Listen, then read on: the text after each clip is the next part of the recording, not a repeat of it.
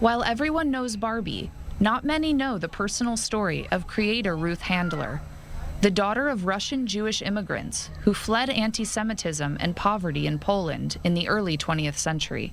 Born in Denver in 1916, Ruth inherited the hardworking spirit of her immigrant parents and became a businesswoman along with her husband Elliot, who was also the son of Russian Jewish immigrants.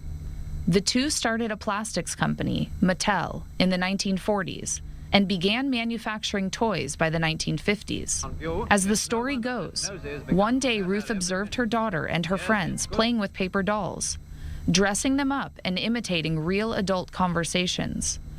In the 1950s, the only dolls that were available for young girls to play with were baby dolls, assuming the stereotypical idea of the time that girls only aspired to be mothers and homemakers.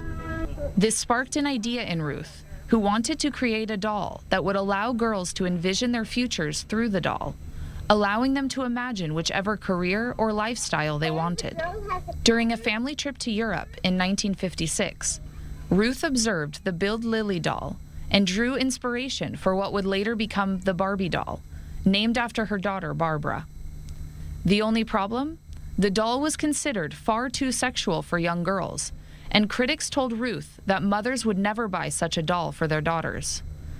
But they were wrong. The doll's release in 1959 was a hit, and the rest is history.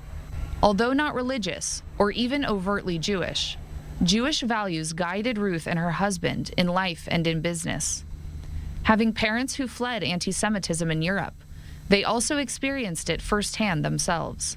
Because of this, the Handlers embraced diversity.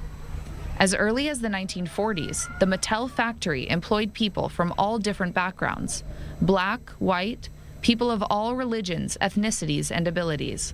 The Handlers also helped to found Temple Isaiah in Los Angeles, and were involved in the United Jewish Appeal, especially after the outbreak of the Six-Day War in Israel. Whether or not Barbie herself was created to be Jewish is unclear, and many American Jews saw her as a symbol of assimilation. Where does Judaism fit in if Barbie is the ideal vision of an American woman? Similar criticisms have come from feminists, who argue that Barbie's beauty standards and figure are unattainable and harmful to young girls. However, despite these criticisms, the Barbie doll speaks to young girls, even more than 60 years later, giving them an outlet to express their biggest dreams and inspiring them to aim big, much like Ruth did.